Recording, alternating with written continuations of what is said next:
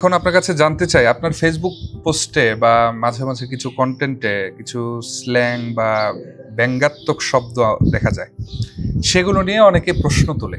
আপনার দৃষ্টিতে সুস্থ বিনোদনে এইসব কতটা মানানসই? আসলে দেখেন, ওই স্ল্যাং বলতে আমার অধিকাংশ ভাষাগুলো থেকে বরিশালের ভাষা। অনেকে মনে করে আমার বাড়িও বরিশাল, কিন্তু আমি ফরিদপুরের মানুষ। আচ্ছা। তো প্রত্যেক জেলার কিছু ভাষার কিছু শব্দ আছে যে ওই জেলার মানুষের কাছে ওইটা স্বাভাবিক। বরিশালের মানুষ কথার বলতে বলতে তাদের আঞ্চলিক ভাষা আলার পালা একটা গালি দিয়ে দিতে পারে, এটা তাদের কাছে খুব স্বাভাবিক, কিন্তু এটা তারা মাইন্ডে নেয় না।